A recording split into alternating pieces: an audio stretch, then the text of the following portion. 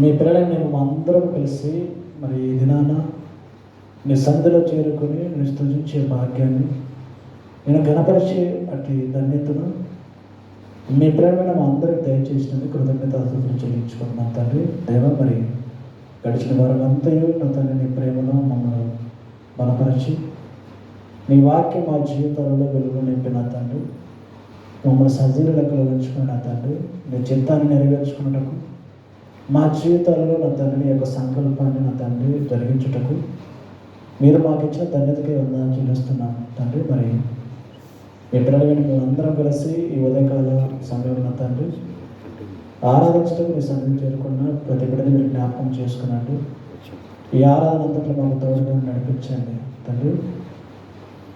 పాడుతున్న పాటలలోను నా తండ్రి, చదువుతున్న వాక్యంలోను, నేర్చుకుని మీ మాటలను నా తండ్రి మా అందరికీ విజ్ఞానాన్ని జ్ఞానాన్ని కలిగించని ప్రార్థిస్తున్నాను తండ్రి. నాయన, మరి కూడి వచ్చిన ప్రతి బిడ్డ బట్టి కృతజ్ఞత చెల్లించుకుంటున్నాను తండ్రి. ఏ దినాన మా జీవితాలలో నా తండ్రి మీ మాటలు మా జీవితాలు ఎలాగా వినిపించబోతున్నారో దాన్ని బట్టి వందనాలు చెల్లిస్తున్నాను ఆయన తండ్రి. మార్గ మధ్యలో వస్తున్న మా తండ్రి నా సేవకులు జ్ఞాపకం చేసుకోండి. నీ సేవకులు మా మధ్యలో నిలబెట్టుకొని ఎన్నో విలువైన సంగతులు నీ వాక్యం ద్వారా మాకు నేర్పించండి తండ్రి. నేర్చుకుంటున్న ప్రతి మాట మా జీవితాల్లో ఫలింపు చేయడానికి సహాయం దయచేసి నీ మాటలను వినగలిగే చెవులను గ్రహించగలిగే మనసును మాకు దయచేసి తండ్రి. మరి నీ కొరకు మేము చేస్తున్న ప్రతి పనిని నా తండ్రి గొప్పగా జరిగించిన ప్రార్థిస్తూ ఈ ఉదయకాలం ఆరాధనలో మాకు తోడుగా ఉండి ఆరంభం మొదలుకొని ముగింపు వరకు చేస్తున్న మాకు తోడుగా ఉంచి ఎన్నో విలువైన జ్ఞాన సంగతులు మా జీవితంలో నా తండ్రి నేర్పించడం సహాయం తెచ్చని ప్రార్థిస్తూ నా తండ్రి. మరి మీ పిల్లలు మరి పాటలు పాడుతుండగా వారికి ఏమైనా మంచి స్వరాలతో మహిమపరిచే భాగ్యాన్ని దయచేయండి తండ్రి. మా అందరికీ మంచి ఆరోగ్యాన్ని దయచేసి మరి నీ సన్నిధిలో నిలబెట్టుకున్నందుకు మేమందరం కలిసి మరి ఒకసారి నా తండ్రి మరి కృతజ్ఞతలు చెల్లించుకుంటూ నా తండ్రి మరి ముందున సమయం వస్తే నీకు సమర్పించుకుంటూ మా ప్రభువును ప్రియరక్షకుడైన క్రీస్తు యేసు నామమున పేరిట ఈ ప్రార్థన విన్నప్పుడు వేడుకుంటున్నాం అక్కడ తండ్రి. అలాగే మంచిది పిల్లరా, మరి దేవుడు మనకి ఇచ్చిన చక్కటి సమయంలో మరి పాటలు పాడే దేవుని నామాయణ మహిమపడతాం. పాటలు పాడుతున్నవారు దయచేసి ముందుకు వచ్చి పాడాల్సిందిగా తెలియజేస్తున్నాను. త్వరగా వాళ్ళు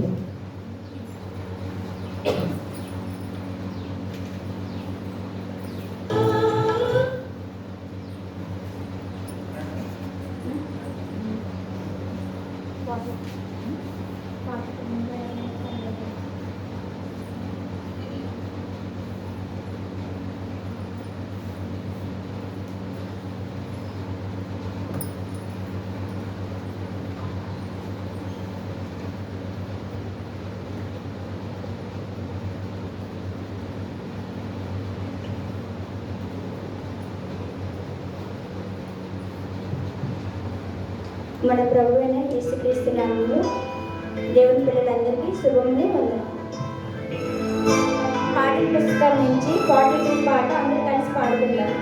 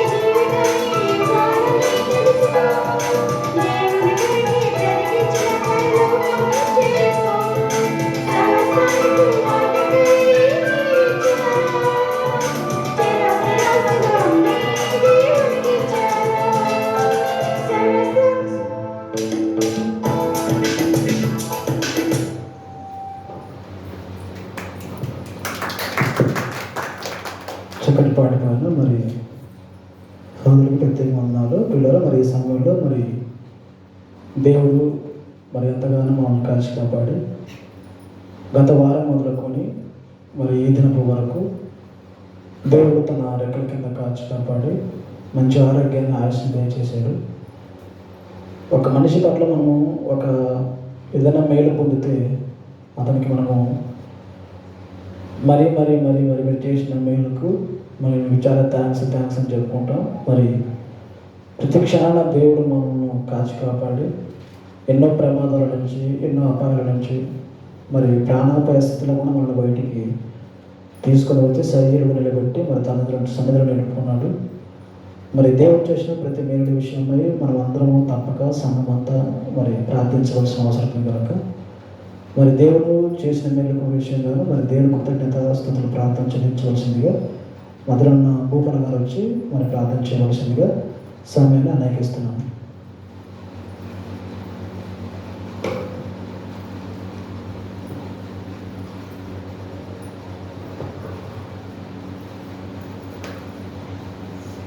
మన రక్షకుడు యేసుక్రీస్తు పరిశుద్ధ నామమున కూడినటువంటి మరి దేవుని పిల్లలందరికీ ప్రత్యేకమైన వందనాలు తెలియజేస్తున్నాను.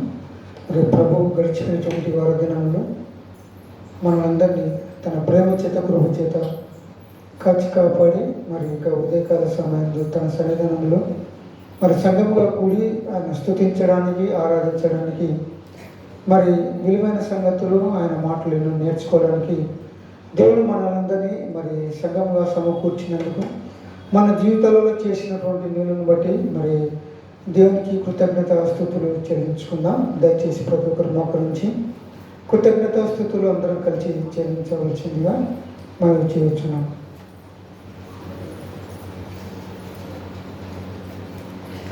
మమ్మల్ని మిక్కిలిగా ప్రేమిస్తున్న మా ప్రియ పరలోకపు తండ్రి, పరిశుద్ధులన్నీ పరిశుద్ధ నామానికి వందనాలు స్తుతులు స్తోత్రములు చెల్లిస్తున్నాం. తండ్రి, మమ్మల్ని ఎంతగానో ప్రేమించి తండ్రి నేను విలువక ఎడబాయక తండ్రి నేను మిమ్మల్ని స్తుతించినప్పటికీ స్తుతించలేనైనా సమయంలో కూడా తండ్రి నేను మమ్మల్ని మరొక తండ్రి నేను ప్రతిదినం ప్రతి క్షణం ప్రతి గడియ తండ్రి నేను మమ్మల్ని కాచి కాపాడుతున్నాం. మా ప్రియ పరలోకపు తండ్రి, మీ పరిశుద్ధ నామానికి స్తుతులు స్తోత్రములు చెల్లిస్తున్నాం. తండ్రి, కృపలో తండ్రి మమ్మల్ని ఎంతగా ప్రేమించినామంటే మీ ప్రియ కుమారుడు మా రక్షకుడు యేసుక్రీస్తు ప్రభువు వారు ప్రాణం కన్నా ఎక్కువగా మమ్మల్ని ప్రేమించి జగతి పునాది వేయబడక ముందే తండ్రి నేను క్రీస్తు ప్రభుల వారిలో మమ్మల్ని ఏర్పాటు చేసుకుని తండ్రి నేను తల్లి గర్భం ద్వారా తండ్రి భూమి మీదకి నన్ను మమ్మల్ని నేను తీసుకొని వచ్చి నిష్పాసంగా ఉంచినానికి స్తోత్రం చెల్లిస్తున్నాం. తండ్రి, కృపలో తండ్రి తల్లి గర్భం నుంచి మేము భూమి మీదకి వచ్చిన మొదలుకొని తండ్రి నేను అజ్ఞానం వచ్చిన మొదలుకొని తండ్రి అపరాధం చేత పాపంలో చేత చచ్చిపోయినటువంటి స్థితిలో ఉన్నటువంటి నన్ను తండ్రి మీరు ఎంతగానో ప్రేమించి తండ్రి క్రీస్తు ప్రభువారు కల్వరి శిలువలో కాల్చినటువంటి పరిశుద్ధ రక్తం ద్వారా తండ్రి మా పాపాలు మా అందరి పాపాలు కలిగి తండ్రి మీ దగ్గర చేసుకునేందుకే మీకు స్తుతులు స్తోత్రములు చెల్లిస్తున్నాం. తండ్రి, కృపలో తండ్రి ప్రేమ గలనైనా ఈ లోకంలో మరి తల్లిదండ్రులు కానీ తండ్రి మరి బంధుమిత్రులుగా తండ్రి ఎవరు చేయనటువంటి తండ్రి గొప్ప త్యాగము తండ్రి మా కొరకు ప్రియకుమారుడు యేసుక్రీస్తు ప్రభు గారిని బలిగా అర్పించున్నారు. తండ్రి అందరూ బలిస్తోత్రం చెల్లిస్తున్నాం. తండ్రి, ఆయన బలియాగం ద్వారా తండ్రి మాకు తండ్రి ప్రపంచంలో సర్వమానవాళ్ళకి పాప విముక్తి కలిగించిన తండ్రి కృపలు తండ్రి ఆయన కాల్చినటువంటి పరిశుద్ధ రక్తం ద్వారా తండ్రి మనకి జీవితం సిద్ధపరచబడుతున్నాయి. తండ్రి అందరూ బతిస్తోత్రం చెల్లిస్తున్నాం. తండ్రి, గడిచినటువంటి తండ్రి మరి వార దినంలో తండ్రి మూలను మీ ప్రేమ చేత కృప చేత చేసిన డ్యూట్లందు పనులందు మీకు స్తోత్రం చెల్లిస్తున్నాం. తండ్రి, మరి సోమవారం దినం ముందు తండ్రి మరి మియాపూర్ సంఘంలో తండ్రి జరిగిన కోరికను బట్టి స్తోత్రం చెల్లిస్తున్నాం. తండ్రి, మైదుపట్నం ప్రాంతం మంగళవారం రోజు తండ్రి బైబిల్ తరగతి మరియు బ్రదర్ నాగేశ్వరి గారి గృహంలో జరిగించినందుకే స్తోత్రం చెల్లిస్తున్నాం. తండ్రి మరి మీ దాసులను నిలబెట్టుకున్న తండ్రి చక్కటి వర్తమానాలు అందించిన తండ్రి నిలబడిస్తూ తెలుస్తున్నాం తండ్రి. ఇంకా తండ్రి మిగతా తండ్రినైనా వారి దినాలు తండ్రినైనా మరి మీ యొక్క సంఘంలో తండ్రినైనా మరి కార్యక్రమాలు గొప్ప ఘనంగా జరిగించినాక స్తోత్రం తెలుస్తున్నాం తండ్రి. ఆ యొక్క మీటింగ్లకు తండ్రినైనా మరి సంఘపరణ గారిని తండ్రినైనా నడిపించి తండ్రి ఎంతో విలువైన సంగతులు తండ్రినైనా మరి తండ్రి బోధించి మరి తండ్రి అందును బతిస్తూ చెల్లిస్తున్నాం తండ్రి. ఈ ఉదయకాల సమయం సన్నిధానంలో సంఘము కూడుకొని తండ్రినైనా నేను స్థుతించడానికి ఆరాధించడానికి తండ్రి మాకు అందరికీ దయచేసినటువంటి సమయాన్ని బతిస్తూ చెల్లిస్తున్నాం తండ్రి. సిస్టర్ పడినటువంటి పాటల ద్వారా మేము మైబూతో నమ్ముతున్నాం తండ్రి. కృపలు తండ్రి సండే స్కూల్నైనా మరి గొప్పగా జరిగించిన విధానం బతిస్తూ చెల్లిస్తున్నాం తండ్రి. కృపలతో నడిపించిన విలువలను బట్టి తండ్రి స్తోత్రం చెల్లిస్తున్నాం తండ్రి. నాన్నగారు వస్తున్నారు తండ్రినైనా వారి ప్రయాణంతో లేనివ్వండి సకలంలో మా వద్ద నడిపించమని ప్రార్థిస్తున్నాం తండ్రి. రావాల్సిన వెళ్తే మాట్లాడి త్వరగా మీ స్థలం నడిపించమని ప్రార్థిస్తున్నాం తండ్రి. మరి క్రీస్తు సంఘాల వద్ద తండ్రి మరి ఇంకా అనేకమైన కార్యాలు జరిగించవలసి ఉంటుంది తండ్రి. విస్తారంగానైనా సువార్త ప్రకటించబడాలని ఉంచుకుంటున్న తండ్రి. మీ చిత్తం తండ్రి సంఘాల పట్ల నెరవేర్చమని వేడుకుంటున్నాం తండ్రి. అనేక ఆత్మలు రక్షింపబడి తండ్రినైనా నువ్వు మీ సాక్షులు ఇచ్చే కృపను బాగా దయచమని వేడుకుంటున్నాం తండ్రి. మరి వచ్చే నెలలో తండ్రినైనా మరి శైల మీటింగు తండ్రి క్రీస్తు సంఘం ద్వారా మేలుపట్నం ప్రాంతంలో తండ్రినైనా ఇక్కడ మీటింగ్ ఏర్పాటు చేయాలని మరి ఆశపడుతున్న తండ్రి. ఆశపడినటువంటి ప్రాణాలు తృప్తిపరచాలని నన్ను సెలవించిన గొప్ప దేవుడు. మరి ఆ యొక్క మీటింగ్ కావాల్సినటువంటి సమయం దయచేసి మరి నేను ఇచ్చిన టయాలకు తండ్రి మరి గొప్పగా ఘనంగా జరిపబడినట్లు సాయంత్రం దయచేయమని ప్రార్థిస్తున్నాం తండ్రి. స్తోత్రం చెల్లిస్తున్నాం తండ్రి. సంఘాన్ని అభివృద్ధిపరచడం తండ్రి. మరి సంఘం పట్ల తండ్రి గొప్ప కార్యాలు జరిగించమని వేడుకుంటున్నాం తండ్రి. ఆత్మ నడిపించమని ప్రార్థిస్తున్నాం తండ్రి. కృపల తండ్రి మరి నిర్ణయించిన టైంకి మేము మరి సకాలంలో ప్రారంభించుకోలేక వెనుకబడిపోతున్నాం. దయతో క్షమించండి తండ్రి. మరి తండ్రి క్రమంగా ఏంటి అక్రమం అయితే చెల్లిస్తున్నారు తండ్రి. మరి క్రమంగా మేము నడుచుకుంటూ సాయంత్రం దయచుకుని వేడుకుంటున్నాం తండ్రి. మరి ఉదయ ప్రేరేపణలు తండ్రి ఆదివారం మంది ఉదయకాలంలో లేచి త్వరగా సిద్ధపడి మీ సన్నిధికి వెళ్ళాలి, మీ సన్నిధిలో పాల్పంపులు పొందాలన్నటువంటి ఆసక్తి నా మందరిలోనైనా మరి రేకెత్తించమని వేడుకుంటున్నాం తండ్రి. స్తోత్రం తెలుస్తున్నాం తండ్రి. ముందున్న సమయంలో మీ చేతులలో చెప్పి తండ్రినైనా మా జీవితాల్లో చేసినటువంటి ప్రతి మేలుకై మా రక్షకుడు యేసుక్రీస్తు పరిశుద్ధ నామమున కృతజ్ఞత స్తుతి స్తోత్రములు మీకు సమర్పించుకుంటున్నాం మా కన్న తండ్రి. ఆమేన్.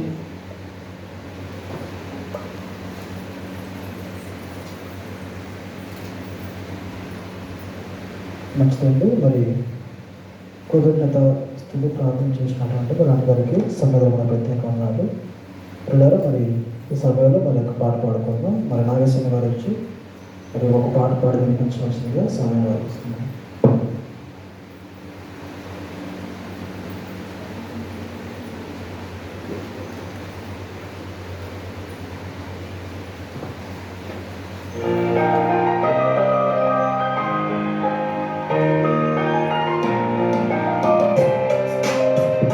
Welcome to Digital Gospel. వచ్చిన మీ అందరికీ మన ప్రభువు మన రక్షకుడు యేసుక్రీస్తు వారి ప్రత్యేక వందనాలు తెలుపుకుంటున్నానండి.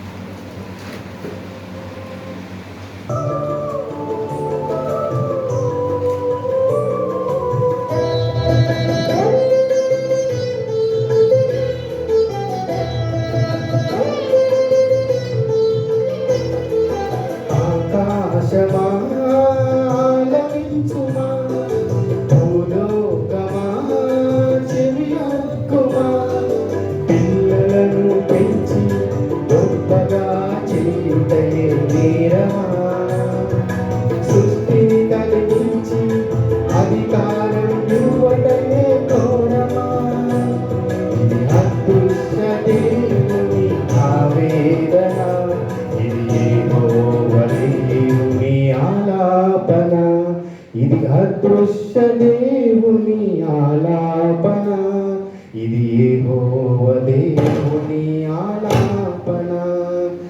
ఆకాశమా ఆలకించుమా, పనికి రానివన్నీ కుక్కకు పారేసిన తెల్లవారు కాయక మానునా. కునకక నిద్రించక దేవుడు నిన్ను కాచిన కుక్కకున్న విశ్వాసం మనిషికుండెనా. పనికి రానివన్నీ కుక్కకు పారేసిన తెల్లవాళ్ళు కాయక మానునా. కునకక నిద్రించక దేవుడు నిన్ను కాచిన కుక్కకున్న విశ్వాసం మనిషికుండెనా. అందుకే అన్నాడు దేవుడు, ఎద్దు తన యజమానిని ఎరుగునని, మనిషి కంటే పశువులే విన్నయని. అందుకే అన్నాడు దేవుడు, ఎద్దు తన యజమానిని ఎరుగునని, మనిషి కంటే పశువులే విన్నయని. ఇది అదృశ్య దేవుని ఆవేదన, యెహోవా దేవుని ఆలాపన. ఆకాశమా ఆలకించుమా, గట్టి పరక వేస్తే గుండె నిండా ప్రేమతో గిన్నె నిండా పాలిచ్చును పశువులు. బహు చక్కని రుచులతో ఆహారం ఇచ్చిన దేవునికి చోటివ్వరు మనుషులు. గట్టి పరక వేస్తే గుండె నిండా ప్రేమతో గిన్నె నిండా పాలిచ్చును పశువులు. బహు చక్కని రుచులతో ఆహారం ఇచ్చిన దేవునికి చోటివ్వరు మనుషులు. అందుకే అన్నాడు దేవుడు, రుచులతో నిండిన నోటిలో మనము మట్టిలో నింపాలని కాటిలో. అందుకే అన్నాడు దేవుడు, రుచులతో నిండిన నోటిలో మనము మట్టిలో నింపాలని కాటిలో. ఇది అదృశ్య దేవుని ఆవేదన, ఇది యెహోవా దేవుని ఆలాపన. ఇది అదృశ్య దేవుని ఆవేదన, ఇది యెహోవా దేవుని ఆలాపన. ఆకాశమా ఆలకించుమా, భూలోకమా చెవియొక్కుమా. పిల్లలను పెంచి గొప్పగా చేయుటయే నేరమా, సృష్టిని కలిగించి అధికారం యువటయే ఘోరమా. ఇది అదృశ్య దేవుని ఆవేదన, ఇది యెహోవా దేవుని ఆలాపన. ఇది అదృశ్య దేవుని ఆవేదన, ఇది యెహోవా దేవుని ఆలాపన. ఆకాశమా ఆలకించుమా. Thank you.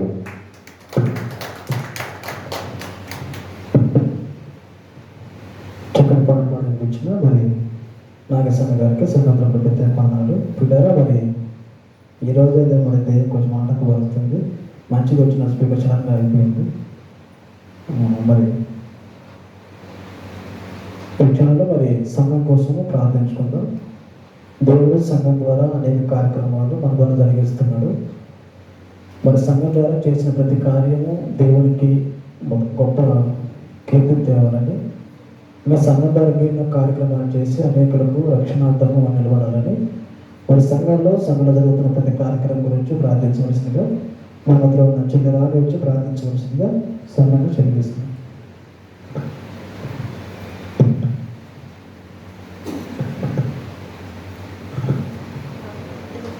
కుడి వచ్చిన మీ అందరికీ ప్రభుని యేసుక్రీస్తు నామమున వందనాలండి.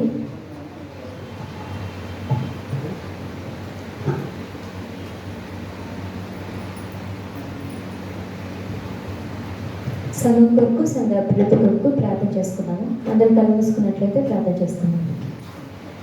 మమ్మల్ని అభివృద్ధిగా ప్రేమించిన మా ప్రియపరులకు తండ్రి మీ నామమునకు వందనాలు. ఈ క్షణం వరకు మమ్మల్ని పరిశుద్ధ లెక్కలో ఉంచి కాపాడుతున్నందుకు నీకు వందనాలు తండ్రి. మిమ్మల్ని తండ్రి అని పిలిచి గొప్ప భాగ్యాన్ని మా అందరికీ దయచేసినందుకు కొంటున్నాను నాయన. ఈ రోజు వరకు తండ్రి మేము అందరూ బ్రతుకున్నామంటే నీ పని చేయటం కలిగే నాయన తండ్రి. ఈ ఆదివారం తండ్రి నీ బిడ్డలందరూ ఈ రోజు కోరుకుని ఉన్నాక తండ్రి చక్కని వాక్యాన్ని విన్నదాన్ని తండ్రి విడిచిపెట్టకుండా మేము క్రియలో పెట్టలాగానే సహాయం దయచేయండి తండ్రి. ముఖ్యంగా నాయన తండ్రి మెహదీపట్నంలో ఈ సంఘం చేస్తున్న పరిచయం జ్ఞాపకం చేసుకునే నాయన తండ్రి. ప్రతి ఒక్కరి తండ్రి చిన్నల నుండి వృద్ధుల వరకు మీ సేవలో తండ్రి వారి పరిచయాలు ఎంతో సహాయపడుతుండగా ప్రతి ఒక్కరి తండ్రి మరి జ్ఞానాన్ని నేర్చుకుంటుండగా తండ్రి ప్రతి ఒక్కరికి మంచి జ్ఞానాన్ని భవిష్యత్తుని దయచేయమని కోరుకుంటున్నాం తండ్రి. నీ అందు తండ్రి భయభక్తులు కలిగి ఉంటకు ప్రతి బిడ్డకి మంచి జ్ఞానాన్ని దయచేయమని కోరుకుంటున్నాం తండ్రి.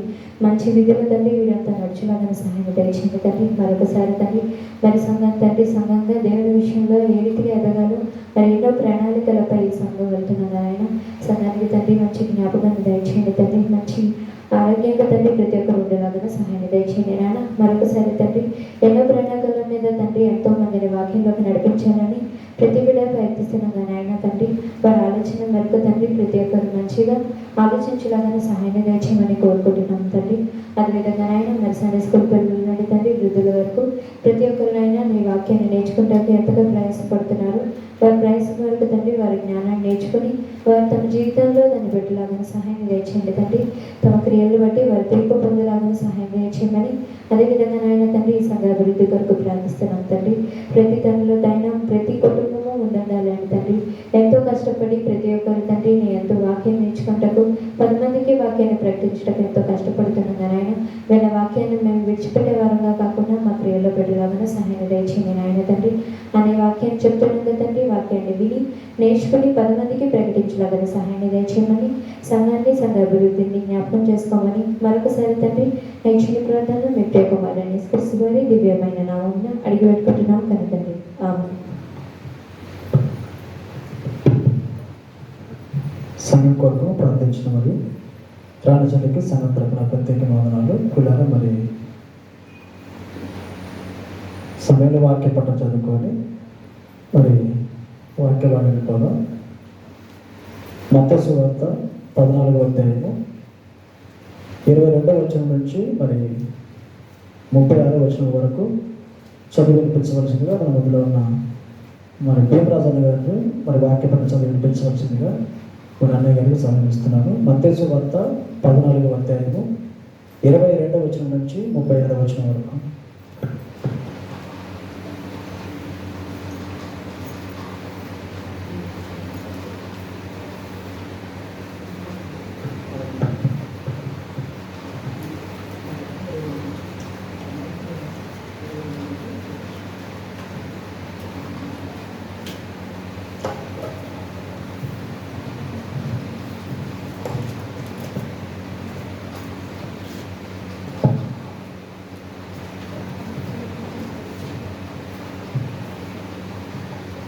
ప్రభునందు క్రీస్తునామములో మీ అందరికీ వందనాలు తెలియజేస్తున్నానండి. ఈ సమయంలో బైబిల్ గ్రంథం నుంచి మత్తయి సువార్త 14వ అధ్యాయం 22 నుంచి వరకు చదువుకున్నాము. వెంటనే ఆ జన సమూహములను తాను పంపివేయనంతలో తన శిష్యులు దోణి ఎక్కి తనకంటే ముందుగా అద్దరికి వెళ్ళవాలని ఆయన వారిని బలవంతం చేశాను. ఆయన ఆ జన సమూహములను పంపివేసి ప్రార్థన చేయుటకు ఏకాంతంగా కొండ ఎక్కిపోయి సాయంకాలం అయినప్పుడు ఒంటరిగా ఉండెను. అప్పుడు ఒక దోణి దానికి దూరంగా నుండగా గాలి ఎదురైనందున అలలన కొట్టబడుచుండెను. రాత్రి 4వ జామున ఆయన సముద్రం మీద నడుచుచు వారి యొద్దకు వచ్చెను. ఆయన సముద్రం మీద నడుచుట శిష్యులు చూసి తొందరపడి భూతమని చెప్పుకొని భయం చేత కేకలు వేసిరి. వెంటనే యేసు ధైర్యం తెచ్చుకున్నది, నేనే, భయపడకూడని వారితో చెప్పగా పేతురు, ప్రభువా, నీవే అయితే నీళ్ల మీద నడిచి నీ యొద్దకు వచ్చుటకు నాకు సెలవమ్మని ఆయనతో అని. ఆయన రమ్మనగానే పేతురు దోణి దిగి యేసు వద్దకు వెళ్ళుటకు నీళ్ల మీద నడిచెను. గాని గాలిని చూసి భయపడి మునిగిపోసాగి, ప్రభువా, నన్ను రక్షించమని కేకలు వేసెను. వెంటనే యేసు చెయ్యి చాపి అతను పట్టుకుని, అల్ప విశ్వాసి, ఎందుకు సందేహపడుతూ అని అతనితో చెప్పాను. వారి ధోని ఎక్కినప్పుడు గాలి అణిగిను. అంతటా ధోనిలోనున్న వారు వచ్చి, నీవు నిజంగా దేవుని కుమారుడు అని చెప్పి ఆయనకు మొక్కరి. వారద్దరికి వెళ్ళి గిన్నెసరేతు దేశమునకు వచ్చిరి. అక్కడ జనులు ఆయనను గుర్తుపట్టి చుట్టుపక్కలనున్న ఆ ప్రదేశం అంతటికి వర్తమానం పంపి రోగులను అందరినీ ఆయన వద్దకు తెప్పించి వీరిని నీ వస్త్రపు సింగు మాత్రము ముట్టనిమ్మని ఆయనను వేడుకొనిది. ముట్టిన వారందరూ స్వస్థత నొందిరి. చదవబడిన లెక్కన భాగం మన జీవితాల్లో ఫలింపు చేయంగా. Thank you. మరి వాక్యం చదివించిన మరి పి ప్రధాన గారికి సంగతంగా ప్రతిగా ఉన్నారు కులారా. మరి ప్రాముఖ్యమైన సమయానికి వచ్చిన కనుక అందరూ మరి వాక్యం వినడానికి సిద్ధపడవలసిందిగా ప్రేమగా తెలియజేస్తున్నాను.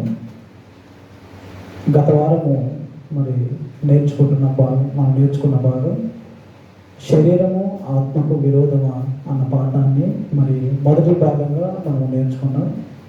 మరి దాని కొనసాగింపుగా ఈరోజు మరి రెండవ భాగాన్ని మనము బైబిల్ ద్వారా మనం నేర్చుకోబోతున్నాం. మరి జాగ్రత్తగా చెబుతున్న ప్రతి మాటలను రాసుకొని మరి వాటిని పరిశీలించి మరి వాక్యానుసారంగా మన జీవితాలు ఫలిస్తున్నాయా లేదా అన్నది మనం ఆలోచించుకొని చెబుతున్న ప్రతి మాటను జాగ్రత్తగా ఆలోచించి మనసులో పట్టుకొని మరి వాక్యానుసారంగా జీవించి భాగ్యం దేవుడు మనం దయచేయని కోరుకుంటున్నాను.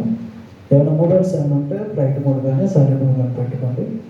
మనము దేవుడి సన్నిధికి మరి అన్ని పనులు పక్కన పెట్టుకొని మరి ఆదివారము దేవుడు మనకిచ్చిన సమయము మరి తిరిగి దేవుడికి ఇవ్వడానికి మరి మనం అందరూ వచ్చినాం. చక్కగా మరి వాక్యాన్ని నేర్చుకొని మనం వెళ్ళవలసిన వారమే ఉన్నా కనుక మరి ఈ సమయంలో మనం ఎటువంటి ఆలోచన పెట్టుకోకుండా వాక్యం అంతా శ్రద్ధ కలిగి మరి చక్కని దేవుని మాటలు మరి నేర్చుకోవాల్సిన ప్రేమతో తెలియజేస్తూ మరి సమయాన్ని అనేక కనిపిస్తున్నాం.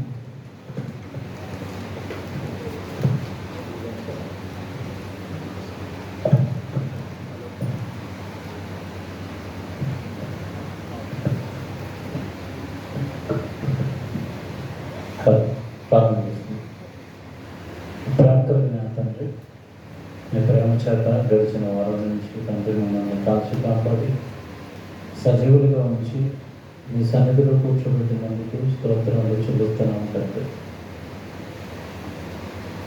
మెరిచిన ఘనతను బట్టి, మెరిచిన భాగ్యాన్ని బట్టి, మీ సన్నిధిని చూడగలిగే భాగ్యం, మీ సన్నిధిలో కూర్చునే భాగ్యం, మీ మాటలనే భాగ్యం మాకిచ్చినందుకు స్తోత్రాలు తండ్రి. ఈ దినాన్ని చూడలేక ఎంతోమంది వారి జీవితాన్ని ముగించుకుని వెళ్ళిపోయారు. ప్రమాదాలలో, రోగాలతో వారి జీవితాలు ముగించబడి లోపల నుంచి వెళ్ళిపోయారు తండ్రి. మమ్మల్ని అయితే సజీవులుగా ఉంచారు, మీ సన్నిధిని ఇచ్చారు, మీ మాట ఇస్తున్నారు. మీ కొరకు బ్రతకడానికి తండ్రి మీ వాక్యంతో మమ్మల్ని పురుగొలుపుతున్నారు. మీరు జరిగిస్తున్న ఈ క్రియను బట్టి, మీరు జరిగిస్తున్న ఈ ప్రేమను బట్టి మీకు మా వేలాది వందనాలు, స్తుతులు, స్తోత్రాలు చెల్లిస్తూ తండ్రి, ఇంతగా మమ్మల్ని ప్రేమిస్తున్నా మేము మీకు దూరంగా ఉండిపోయాం, మా హృదయాలు మీకు దూరంగా ఉండిపోయాయని వాక్యం ద్వారా మేము నేర్చుకుని తండ్రి మీకు దగ్గరై మిమ్మల్ని సంతోషపెట్టే పిల్లలుగా ఎదుగుటకు వచ్చేయమని కోరుకుంటాం. క్రీస్తు గారి ప్రార్థన అన్నప్పుడు అడిగి వేడుకొంచున్నాము తండ్రి. చేరవచ్చిన మీ అందరికీ క్రీస్తు నామములో నా శుభాకాంక్షలు తెలియజేస్తున్నాను. దేవుని పిల్లలారా, బైబిల్లో రాయబడిన వాస్తవాలు చివరి వారు కొన్ని మీరు చక్కగా నేర్చుకున్నారు. దేవుడు భూమి మీద ఈ శరీరాలను తల్లి గర్భంలో మనకు కట్టి ఈ లోకానికి వెళ్ళిన తర్వాత ఈ శరీరంతో దేవుడి ఇష్టాలు నెరవేరాలి, ఈ శరీరం నుండి దేవుడికి మహిమ రావాలి, ఈ శరీరం నుండి దేవుడికి ఘనత రావాలి అని కోరుకుంటే మానవ దేహాలు ఈరోజు ఎలా మారిపోయాయో చివరి వారం మీరు విన్నారు. దేవుడు కట్టిన ఈ మట్టి ఘట్టం దేవుడికి లేదా లోపలున్న ఆత్మకు ప్రయోజనకరమైన పనులను చేయవలసిన ఈ శరీరం దాని ఇష్టాలను నెరవేర్చుకున్నట్టుకు మనిషిని పాపిగా మార్చింది అన్న వాస్తవాలు మొదటి వారంలో మీరు విన్నారు. ఈరోజు మనిషి జరిగిస్తున్న వ్యభిచారం, మనిషి జరిగిస్తున్న దొంగతనం, మనిషి జరిగిస్తున్న మోసాలు ఇవన్నీ కేవలం ఈ శరీరపు మాయలో మనిషి చేస్తున్నాడు. ఈ శరీరపు సుఖాలను, ఈ శరీరపు ఇష్టాలను నెరవేర్చుకోవడానికి పాపపు క్రియలకు మనిషి అలవాటు పడ్డాడు. దేవుడిని మహిమపరచవలసిన ఈ దేహం మనిషిని నీచమైన పరిస్థితుల్లోనికి నెట్టివేసింది. పౌలు గారు ఒక మాట శరీరం గురించి మీకు ముందుగా చూపించిన తర్వాత, శరీరం అలా ఉండాలని దేవుడు కోరుకుంటే ఈరోజు భూమి మీద ఉన్న శరీరాలు ఎలా మారిపోయాయో మీకు అర్థమవుతుంది. ఫిలిప్పీయులకు రాసిన పత్రిక 1వ అధ్యాయము 19వ వచనం జాగ్రత్తగా బైబిల్ చూడండి. ఫిలిప్పీయులకు రాసిన పత్రిక 1వ అధ్యాయము 19వ వచనం జాగ్రత్తగా చూడండి. మరియు నేను ఏ విషయములోనూ సిగ్గుపడక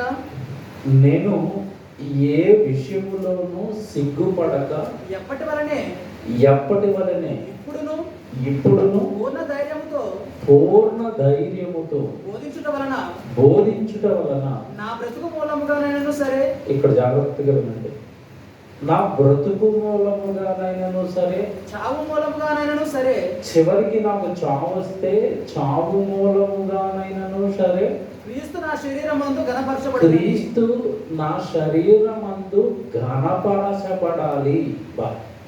సరే, పౌలు గారి కోరిక ఎలా ఉందో, శరీరం ఎడల పౌలు గారు కొన్న కోరిక మీరు చూసారా? ఈ శరీరంతో నేను సువార్త చెప్పటానికి, దేవుడి గురించి చెప్పటానికి నేను సిగ్గుపడువాడను కాను. ఈ నోటితో నా దేవుడి గురించి మాట్లాడతాను, నా తండ్రి గురించి మాట్లాడతాను. ఈ దేహంతో నేను సువార్త పని జరిగిస్తాను. అలా జరిగిస్తూ ఇదిగో నా బ్రతుకు మూలంగానైనా సరే, ఒకవేళ దేవుడి సేవలో నాకు మరణం వస్తే, దేవుడి సేవలో నాకు చావు వస్తే, నా చావు మూలముగానైనను సరే నా శరీరమందు క్రీస్తు ఘనపరచబడాలి. చిన్నమాట కాదండి, శరీరంతో క్రీస్తును ఘనపరుస్తాను. నా శరీరంతో నా కొరకు ప్రాణం పెట్టిన నా ప్రభువుకి ఘనత తెస్తాను. ఆయన శరీరం ఎలా వాడబడుతుందో, ఆయన శరీరాన్ని ఎలా మలుచుకున్నాడో పౌలు గారు మీరు ఆలోచించండి. ఇది పక్కన పెడదాం. అంటే ప్రతి ఒక్కరి శరీరం కూడా ఇలా దేవుడికి ఘనత తెచ్చే శరీరంగా ఉండాలి అని దేవుడు కోరుకున్నాడు. కానీ ఆ శరీరాన్ని ఈరోజు మనుషులు దేనికి ఇస్తున్నారు మీరు చెప్పండి? సికింద్రాబాద్లో అల్లర్లు జరిగాయి. దేనికోసం? ఉద్యోగాలు మాకు ఇవ్వనంటున్నారు, మాకు పరీక్ష రాస్తే మేము మిలిటరీకి వెళ్ళిపోయే వాళ్ళని, ఈలోపు కొత్త స్కీమ్ తెచ్చారు 4 సంవత్సరాల స్కీమ్ అని, ఇది మాకు నచ్చలేదు కనుక మేము ఏం చేస్తాం, ఇప్పుడు రైళ్లు తగలబెట్టేస్తాం, కుర్చీలు కూల్ చేస్తాం, లైట్లు బదలగొట్టేస్తాం అన్నారు. మేమెందుకు కోరుకుంటామని పోలీసులు బుల్లెట్లు కాల్చారు. ఏం జరిగింది మీకు తెలుసు? ఏం జరిగింది? 2 ప్రాణాలు కోల్పోయారు. రబ్బర్ బుల్లెట్లు జరిగితే 2 చచ్చిపోయారు. అదే ఒరిజినల్ బుల్లెట్లు అయితే మొత్తం చచ్చిపోయేవారు. రబ్బర్ బుల్లెట్లు ప్రయోగిస్తే 2 చచ్చిపోయిన యువకులు మీకు మాట్లాడతారు. ఇప్పుడు ఆ శరీరం నిండా క్రీస్తును ఘనపరచాలని ఉందా? ఎలాగైనా ఉద్యోగం కొట్టేయాలని ఉందా? వాళ్ళకి ఉద్యోగం కొట్టేయాలి. మాకు ఉద్యోగం రాకపోతే చచ్చిపోతాం. మరొక అంటున్నాడు, ఆ అమ్మాయి నుంచి నాకు పెళ్లి చేయకపోతే నేను చచ్చిపోతాను. వీడి శరీరం ఇలా చచ్చిపోతుంది. సావర్గావ్ మీటింగ్స్కి వెళ్ళి ఉంది, అక్కడ డ్యామ్ ఉంటుంది మీకు తెలుసు, తిమోతా 4లో. మేము మీటింగ్కి వెళ్ళడానికి కొద్ది రోజుల ముందంటే ఒకడు అందులో దూకి చచ్చిపోయాడు. ఎందుకు చచ్చిపోయాడు అంటే వాడు ఒక అమ్మాయిని వివాహం చేసుకుంటానని అడిగాడంట. పెద్దవాళ్ళు ఒప్పుకోలేదు, వెంటనే దూకేశాడు. అంటే ఆ శరీరం అమ్మాయి కోసం, వీడి శరీరం ఉద్యోగం కోసం, ఇంకొకటి శరీరం దేనికో డబ్బు కోసం, ఒకటి శరీరం ఏమంటే దేనికో ఈ శరీరాలు ఇలా మట్టిలో కలిసిపోతున్నాయి, ఈ శరీరాలు ఇలా చచ్చిపోతున్నాయండి. కానీ ఇక్కడ దేవుడు ఏమంటున్నాడు, పౌలు గారు ఏమంటున్నారు? చావు మూలంగానైనా సరే, బ్రతుకు మూలంగానైనా సరే నా శరీరమందు క్రీస్తుకి ఏమి రావాలి? ఘనత. సరే, నేను ఒక పాట పాడాలి, నేను ఒక ప్రార్థన చేయాలి, లేదా నేను వాక్యం చెప్పాలి, ఎప్పుడు నా నోట దేవుడి మాటలుండి నా శరీరంతో దేవుడికి ఘనత తేవాలి. ఎవరైనా ఆలోచిస్తున్నారు? ఇది మీరు పక్కన పెట్టండి. శరీరానికి అవయవాలు ఉంటాయి, ఉంటాయా? 2 పేర్లు చెప్పండి. శరీరంలో ఉండే అవయవాలు 2 పేర్లు చెప్పండి. చేతులు అవయవాలేనా? కాళ్ళు అవయవాలేనా? కళ్ళు అవయవాలే కదా. ఇప్పుడు బైబిల్లో మీరు ఎప్పుడు వినని, ఎప్పుడు చూడని కొత్త అవయవాలు చూపిస్తాను. ఈ శరీరానికి మనిషి అతుక్కున్నాడంట. కొలసీకి రాసిన పత్రిక, కొలసీ పత్రిక 2వ అధ్యాయము 3వ అధ్యాయం 5వ వచనం. కొలసీ పత్రిక 3వ అధ్యాయము 5వ వచనం. అందరూ జాగ్రత్తగా చూడండి. కావున భూమి మీద ఉన్న మీ అవయవములను ఆగాలి. అక్కడ కామంగా ఉంటాయి. మీకు అవయవాలు అంటే దాన్ని మీరు ఏం పేరు చెప్పారు? కాళ్ళు, చేతులు, ముక్కు, కన్ను, అంతర ఇంద్రియాలు అంటే లోపల ఉండే అవయవాలు ఉంటాయి. గుండె, ఊపిరితిత్తులు, కిడ్నీలు, జీర్ణ వ్యవస్థ, ఇవన్నీ లోపల ఉండే అవయవాలు. రైట్. ఇప్పుడు ఇక్కడ దేవుడు ఏమంటున్నాడు చూడండి. కావున భూమి మీద ఉన్న మీ అవయవములను అనగా జారత్వమును. ఇదేంటిది? జారత్వం అవయవమా? వ్యభిచారం అవయవంగా మారిపోయిందా? అంటే ఇవన్నీ శరీరానికి మనిషి అతికించుకున్నాడు. అర్థమైందా? మీ అవయవములను అనగా జారత్వము, తర్వాత అపవిత్రత, కామాతురతను, దురాశను, విగ్రహారాధనయైన ధనాపేక్షను చంపివేయండి. ఇవన్నీ మీకు అవయవాలుగా మారిపోయాయి మీ శరీరానికి. కొత్త అవయవాలు చెప్పాడు చూసారా దేవుడు? ఎప్పుడైనా విన్నారా ఈ అవయవాలు? ధనాపేక్ష అనే అవయవం కనబడిందా? కామాతురత అనే అవయవం కనబడిందా? అపవిత్రత అనే అవయవం కనబడిందా? మరి ఇవన్నీ అవయవాలా? అవునండి. అవయవాలు అంటే అనుదినము శరీరానికి ఉపయోగపడేవి అని అర్థం. శరీరాన్ని నడిపించేవి. దేవుడు అన్ని మంచి మంచి అవయవాలను చక్కగా శరీరంలో దేవుడు మిగిలిస్తే మనిషిలో ఈ అవయవాలను పెట్టుకున్నాడు, కృత్రిమంగా బిగించుకున్నాడు. ఇవి మనిషి శరీరానికి అవయవాలుగా మారిపోయాయంట. ఇప్పుడు మీరు చెప్పండి, ఈ అవయవాలు ఉన్న మనిషి దేవుడు పని చేస్తాడా? అపవిత్రత ఉండే దేవుడి సన్నిధిలో కూర్చోగలడా? నువ్వు పరిశుద్ధుడిగా ఉండాలి, నువ్వు పరిశుద్ధుడిగా ఉండాలన్న ప్రతి మాట వాడు అపవిత్రమైన పనులు చేస్తున్నప్పుడు వచ్చి సన్నిధిలో కూర్చుంటే వాడు చెంప చెల్లు అన్నట్టు ఉంటుంది. వచ్చేవాడు రావడానికి భయపడతాడు. అపవిత్రత, కామాతురత, ఇంకొకటి చెప్పాడు అక్కడ మీ దురాశ చెప్పాడు, విగ్రహారాధనయైన ధనాపేక్ష. ఏంటండి విగ్రహారాధన అంటే మనకి ఏం తెలుసు? ఒక బొమ్మను చేసుకొని బొమ్మను పూజించకూడదు, మేము పొద్దున అనుకున్నప్పుడు ఎప్పుడు అన్ని బయటపడేసాం అనుకుంటాను కదా. క్రైస్తవులు చేస్తున్న విగ్రహారాధన ఇది. ఏంటి? బొమ్మలు ఉండవు కానీ నిరంతరం పూజ దేనికి? దానికే. దేనికి? ధనాన్ని ఆపేక్షించడం ఒక విగ్రహారాధన. అంటే చివరికి దేవుడికి నిన్ను దూరం చేసి నిన్ను నాశనం చేసేది ఏది అంటే విగ్రహారాధన అయిన ధనాపేక్ష. యేసు ప్రభుని లేదా యేసు ప్రభు యొక్క మంచి మాటలను ఆయన ఇవ్వబోయే పరలోకాన్ని నిత్యజీవాన్ని ఇస్కరియోతు యోధాకు దూరం చేసింది ఏది చెప్పండి? ధనాపేక్ష. దాని మీద బాగా పిచ్చి పెంచుకున్నాడు, దేవుడికి బాగా దూరం అయిపోయాడు. ఎప్పుడైతే ధనాన్ని ఆపేక్షిస్తున్నామో ఒక రకంగా మనకి తెలియకుండానే మనము ఆ విగ్రహారాధనలోనికి వెళ్ళిపోయాము. యేసుప్రభు చెప్తాడు, ఒకడు సిరికిని దేవుడికి దాసులుగా ఉండనేరరు. ఉంటే అటు ఉండండి లేదా ఇటు ఉండండి. అటు ఉన్నవాడు అటే ఉంటాడు, ఇటు రాలేడు. కానీ మనం ఏమనుకుంటున్నాం అంటే దేవుడి దగ్గర ఉండి మనకి తెలియకుండా విగ్రహారాధనలో ఉన్నాం. లేకపోతే కొలసీలో ఉన్న సంఘానికి ఎందుకు చెప్తాడు? ఇది క్రైస్తవులకి చెప్తున్నాడు. అన్యులకు చెప్తున్నాడా? క్రైస్తవులకి చెప్తున్నాడా? కొలసి పత్రిక క్రైస్తవులకే. మీరు విగ్రహారాధన అయిన ధనాపేక్షను చంపండి, చంపండి, చంపండి. చూసారా? శరీరపు కార్యాలను మీరు చంపండి. అది మిమ్మల్ని నాశనం చేస్తుంది, అది మిమ్మల్ని పాడు చేస్తుంది. ఇదిగో దేవుడు చెయ్యి, కాలు, ముక్కు, నోరు ఈ అవయవాలను బిగిస్తే అది దురాశ అని మరొక అవయవాన్ని తగిలించుకుంది, కామాతురత అనే మరో అవయవాన్ని తగిలించుకుంది, ధనాపేక్ష అనే ఒక అవయవాన్ని తగిలించుకుంది. కనుక దానికి అవయవాలుగా మారిపోయాయి.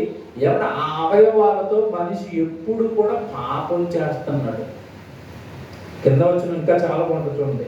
5వ వచనం చదివారు కదా, 6వ వచనం చదవండి. వాటి వలన భూమి మీద ఉన్న మీ అవయవములు అనగా జారత్వం, అపవిత్రత, కామాతురత, దురాశ, విగ్రహారాధన, ధనాపేక్ష వాటిని చంపివేయండి. వాటి వలన సరే పైన చెప్పిన ఏ అవలక్షణం మనకున్నా వాటి వలన దేవుని ఉగ్రత అవిధేయులైన వారి మీదకి వచ్చును. ఇవన్న ప్రతి ఒక్కరి మీదకి ఏమొస్తుందంట? దేవుని ఉగ్రత. ఫస్ట్ వారం టైటిల్ ఏం చెప్పారు? ఇప్పుడు జ్ఞాపకం చేసుకోండి. ఎవరిని? శత్రువు.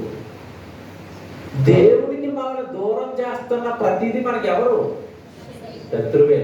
ఇంతకాలం సైతాన్ గాడు అనుకున్నాం, ఇప్పుడు దేవుడు సైతాన్ గాడి కంటే ముందు ఇంకొకడు ఉన్నాడు రా అని చూపిస్తున్నాడు. ఎవరు? శరీరమే.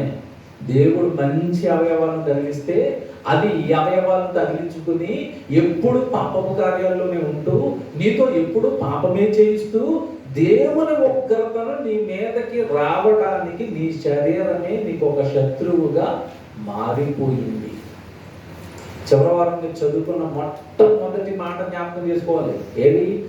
ఆత్మ శరీరమునకును శరీరము ఆత్మకును ఒకదానికొకటి ఎలా ఉన్నాయి? విరోధం. ఎప్పుడు వాటి మధ్య భీకరమైన యుద్ధం. ఈరోజు లైవ్ వస్తుంది, ఇక్కడ అయిపోయిన తర్వాత లైవ్ మాట్లాడతాను. ఎవరు మిస్ అవ్వకుండా ఈరోజు లైవ్ వినండి. దీని ఇంకా లోతులోకి తీసుకెళ్తాను. లైవ్లో టైటిల్ వేసినప్పుడు పాస్టర్ చూడదు మీకు కూడా, మనిషిలో జరుగుతున్న మహాసంగ్రామం చెప్తానండి. కాస్త డెప్త్లో ఇదే విషయం మీరు వింటారు. మళ్ళా లైవ్ వినండి. విన్న తర్వాత మీరు లైవ్ వినండి. ఇదే విషయం. ఇంత భీకరంగా శరీరం మనిషిని నాశనం చేస్తుందా? ఇంత దారుణంగా ఒక మనిషి నరకానికి జారిపోవడానికి శరీరం కారణమైందా? అవునండి. దేవుడు రాయించిన ఈ వాస్తవాలు, బైబిల్లో ఉన్న మాటలు చదువుకోవడం కాదు, నా శరీరానికి వాక్యాన్ని అప్లై చేస్తాను, నా శరీరానికి దేవుడు చెప్పిన ఈ మాట అప్లై చేస్తాను. నాలో ఇక్కడ దేవుడు చెప్తున్నా ఎవరి జాగ్రత్తం కానీ, అపవిత్రత కానీ, కామాతురత కానీ, లేదంటే దురాశ కానీ, ధనాపేక్ష కానీ, ఇవేవైనా నా శరీరానికి అవయవాలుగా నాకు తెలియకుండా అతికించబడ్డాయా? చెక్ చేసుకోవాలి. దేవుడు అందుకు వాక్యాన్ని చూపిస్తాడు. చాలా మంది సన్నిధికి ఎందుకు వస్తారు చెప్పండి? ఎందుకు వస్తారు? ఆదివారం కనుక వెళ్ళాలి కనుక, తప్పదు కనుక అలా వచ్చి కూర్చుంటారు. అలా కాదు. సన్నిధికి వెళుతున్నప్పుడే ప్రార్థన చేసుకుని ప్రిపేర్ అయ్యి దేవుడి సన్నిధికి మొదలవ్వాలి. ఏమని? దేవా, ఈరోజు నాలో ఉన్న ఏ లోపాన్ని నాతో వాక్యం ద్వారా చెబుతావో నేను సిద్ధపడుతున్నాను. నా మనసు ద్వారా నా లోపాలు చెప్పండి, నా తప్పులు చెప్పండి, నాలో మీకు నచ్చనివి ఏ ఉన్నాయో నాకు చెప్పండి అని సన్నిధికి రావాలి. అప్పుడు కదండి దేవుడు మనతో ఉన్న లోపాలు డైరెక్ట్గా వాక్యం ద్వారా మనతో మాట్లాడేది. అప్పుడు కదండి ఆ మాట మనల్ని కొడుతున్నప్పుడు, ఆ మాట మనల్ని బాధిస్తున్నప్పుడు నిజమే నేను దేవుడికి భిన్నంగా బ్రతుకుతున్నాను అని మీ మనసు మీ మీద సాక్ష్యం చెబుతుంది. నువ్వు తప్పు చేస్తున్నావు, ఇదిగో దేవుడు వాక్యం ఎలా ఉందా, ఇదిగో నీ జీవితం ఎలా ఉంది అని అది నేను గర్తిస్తున్నప్పుడు దానిలో ఉన్న ఆ శరీరంలో ఉన్న ఆ అపవిత్రతో దేవుడికి నచ్చని ఆ గుణమో ఇక ఈ వారం నుంచి నేను విడిచిపెడుతున్నాను అని ఒక మంచి నిర్ణయం వాక్యం ద్వారా తీసుకుని ఇంటికి బయలుదేరాలి. అలా దినదినము ప్రతి వారము మనకి దేవుడు చెప్తున్న ప్రతి మాటతోనూ మనలో దేవుడికి నచ్చని గుణాలన్నీ కూడా వదులుకుంటూ ఉండాలి. ఇదే దినదినం దేవుళ్ళో ఎదగటం అంటే, ఇదే ఆత్మీయ జీవితము అభివృద్ధి అంటే, ఇదే పరలోకానికి నడిపించే మార్గం అంటే. ఎంత మీద వెళ్తున్నాం ఎంతకాలం అలా వాక్యాన్ని పట్టించుకోకుండా వెళ్ళి వచ్చినా మన జీవితం అనేది బాగుపడదు, మనకి పరలోకము రాదు. శరీరం ఎంత భయంకరమైనది అని దేవుడు చెప్తున్నప్పుడు శరీరం విషయంలో ఎంత జాగ్రత్తగా ఉండాలండి, జాగ్రత్తగా ఉంటారా? ఇది ఇంత డేంజర్ అని చెప్తున్నాడు శరీరం. కానీ మనుషులు ఎక్కువగా ఏది ప్రేమిస్తారు చెప్పండి? ఏదంటే బాగా ఇష్టం చెప్పండి? మీకు అర్థం కావడం నాకు చెప్తాను. మీ భార్య అంటే మీకు చాలా ఇష్టం, చాలా ఇష్టం. I love you, I love you, I love you అంటున్నారు భార్యని. పప్పు రుబ్బుతున్నప్పుడు పొరపాటున రుబ్బురోలు తీసి కాలు మీద వేసేసింది. ఏమంటారు చెప్పాలి? ఏమంటారు? పెద్ద క్యాకేసి జుట్టు పట్టుకొని కొట్టేసి కళ్ళు కనపడవా, ఎక్కడ ఎట్టుకుని పని చేస్తున్నావు, ఇంత కోపం ఎందుకు వచ్చిందో నాకు చెప్పాలి. ఎందుకు వచ్చింది? నా కాలు మీద వేసేస్తావా, నా కాలు మీద వేసేస్తావా, నా కాలు.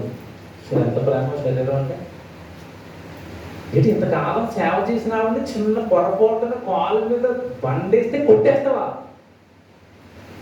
ఏమో చూసుకోవాలి కదా అంటారా? అలా నొప్పుల పరిస్థితి ఏమో చూసుకోవాలి కదా అంటారా? ఇప్పుడు మీకు మాట్లాడుతున్నాను, మీ శరీరం అంటే ఇష్టమా, మీ భార్య అంటే ఇష్టమా? ఓపెన్గా దేవుడి సన్నిధిలో చెప్పండి, ఏదంటే ఇష్టం? ఆల్వేస్ శరీరమే, లేకపోతే ఎందుకుంటామా అని చూసారా? శరీరం మీద మనిషికి ఏముంది? బాగా మక్కువ, ఇష్టం. చిత్రం ఏంటనుకున్నారు? ఎంతగా ఇష్టపడుతున్న ఇది ఒక క్షణంలో మీరెవరో నాకు తెలియదు పొండు బయటకు అంటది. ఎప్పుడు? దేవుడు భూమి మీద నీకు నియమించిన ఆయుష్కాలం ముగిసిపోయిన వెంటనే ఎవరు నువ్వు అంటది. ఆత్మ బయటకు వస్తుంది, అంటే మనం బయటకు వస్తాం. ఏంటి నేను బయటకు వచ్చేసి నువ్వు రావట్లేదంటే నీకు నాకు కనెక్షన్ కట్ అయిపోయింది పో అంటది. ఇది హ్యాపీగా పడుకుంటది. ఇక నీతో నాకు ఎటువంటి సంబంధం లేదు, నేను చక్కగా నీతో చేయించుకోవాల్సిన పనులన్నీ చేయించుకున్నాను.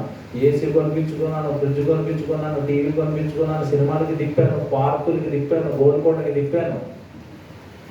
నేను చూడవలసినవన్నీ చూశాను, నేను ఆనందించవలసినవన్నీ ఆనందించాను, నేను తినవలసినవన్నీ తిన్నాను, నేను త్రాగవలసినవన్నీ త్రాగాను.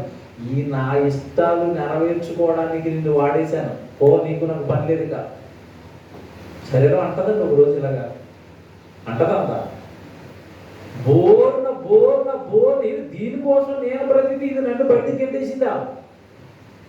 మనిషి పరిస్థితి ఏం చెప్పండి? దీన్ని నమ్ముకుని, శరీరాన్ని నమ్ముకుని తెల్లారి లేస్తే దీనికి సంపాదన, దీనికి బట్టలు, దీనికి తిండి, దీనికి ఇల్లు, దీనికి పొలము, దీనికి బంగారము, దీనికి వెండి, ఇదే నీ జీవితం. అయితే ఒక రోజు ఇదే నిన్ను బయటికి గెంటుతుంది. ఇదే నీ శత్రువు, ఇదే నీ శత్రువు. ఇది దానికి ఇష్టమైన కార్యాలన్నీ చేయించుకోవడానికి తన జీవితం, ఎవరి మనిషి యొక్క మొత్తం జీవితాన్ని దేవుడి యొక్క కార్యాలకు, దేవుడి యొక్క పనులకు ఈ దేహం వెళ్ళకుండా నా ఇష్టాలు నెరవేర్చు, నా సంతోషాలు నెరవేర్చు, నాకు కావలసినవి ఇవ్వు అంటుంది. పౌలు చెప్తున్న మాట దగ్గర దాన్ని చదువుకున్నది. నా బ్రతుకు మూలంగానైనా సరే, నా చావు మూలంగానైనా సరే, నా శరీరం అందు క్రీస్తు గానపరచబడాలి. అంటే బ్రతుకు దేవుడికి ఇచ్చేస్తే, జీవితాన్ని దేవుడికి ఇచ్చేస్తే, ఈ శరీరం దేవుడి పనులు కొనసాగుతూ ఉంటే దేవుడికి అనుదినం ఏమొస్తుందో తెలుసా? ఘనత, ఘనత, ఘనత. ఒక్కొక్క మెసేజ్ వింటున్నప్పుడు యూట్యూబ్లో మన మెసేజ్ వెళ్తాయండి. వెళ్ళినప్పుడు చాలామంది నాకు మెసేజ్ పెడతారు, అనే ఈరోజు చాలా ప్రసంగం చాలా బాగుంది, దేవుడు మన కొరకు ఇంత ఎలాగా ఆలోచిస్తున్నాడు అని మాకు తెలియదన్న. ఈరోజు మాకు చాలా హత్తుకున్నాయి ఈ మాటలు అన్నప్పుడు ఎవరికి ఘనత వచ్చింది చెప్పండి ఆ మాటల్లోనా? దేవుడికి. మన నోటి ద్వారా దేవుడికి ఘనత, దేవుడికి కీర్తి, దేవుడికి మహిమ. ఈ శరీరం అందుకు వాడబడాలి పౌలు గారు అంటున్నమాట. కానీ దాని క్వైట్ ఆపోజిట్ గా శరీరం నిండా అపవిత్రతను, భయంకరమైన, దేవుడికి నచ్చని, దేవుడు పెట్టని అవయవాలను శరీరం తగిలించుకుంది. కనుక ఎవరో శత్రువు కాదు మనిషికి. ఎవరు శత్రువు? ఎవరు శత్రువు? శరీరం. ఎందుకంటే ఇక్కడ మీరు చదువుకున్నట్టు చూసారు కొన్ని అవలక్షణాలు. గలతీ పత్రిక 5వ అధ్యాయానికి వెళ్ళేసరికి అక్కడ కూడా చెప్తాడు, మళ్ళీ శరీర కార్యములు స్పష్టమై ఉన్నవి అంటాడు. ఒకసారి అవి కూడా చదవండి. అంటే మన శరీరం ఎంత మంచిదో మీకు చెప్తున్నాను, మన శరీరంలో ఏమున్నాయో మీకు జ్ఞాపకం చేస్తున్నాను. ఏమన్నా 5వ అధ్యాయం గలతీ పత్రిక 19వ వచనం. శరీర కార్యములు స్పష్టమై ఉన్నవి. శరీర కార్యములు స్పష్టమై ఉన్నవి. అవేవనగా జారత్వము. స్టార్ట్ మళ్ళీ. ఇవి అవయవాలే. జారత్వము, అపవిత్రత, కామకత్వము, విగ్రహారాధన, అభిచారము, ద్వేషము, కలహము, మత్సరములు, క్రోధములు, కక్షలు, భేదములు, విమతములు, అసూయలు, మత్తతలు, అల్లరితో కూడిన ఆటపాటలు మొదలైనవి. అంటే అర్థం ఏంటి? పేజీ నిండిపోయింది చెప్పడానికి. కానీ మొదలైనవి అంటే అర్థం ఏంటి? లిస్ట్ ఇంకా చాంతాడంత ఉంది, ఇంకా చాలా ఉన్నాయి. కొన్ని మీకు చెప్పాను.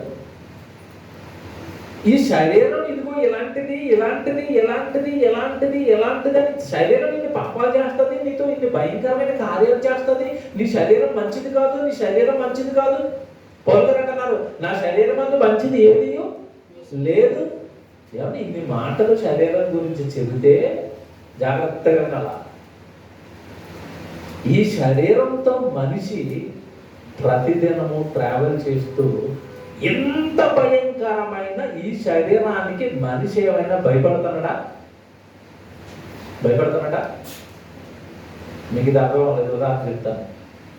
మీ బెడ్మేట్, రూమ్మేట్ కాదు, ఏమన్నాను? బెడ్మేట్ అంటే అర్థం ఏంటి? ఒకే మంచం మీద మీరిద్దరు కలిపి చదువుకుంటున్నారు, ఒకే మంచం మీద పడుకుంటారు, ఒకే కంచంలో తింటారు, ఒకే రూమ్లో ఉన్నారు. వాడికి ఒంటి నిండా భయంకరమైన రోగాలు ఉన్నాయి. ఏ రోగాలు? ఎయిడ్స్ ఉంది, క్యాన్సర్ ఉంది, కరోనా ఉంది, ఇంకా ఇంకా పెద్దవి ఎబోలా ఉంది. ఇన్ని భయంకరమైన రోగాలతో వాడు దగ్గుతూ నీ పక్కనే పడుకుంటున్నాడు. ఎలా ఉంటుంది మీకు? బాగా ఆలోచించుకొని చెప్పాలా. ఉంటారా పక్కనే?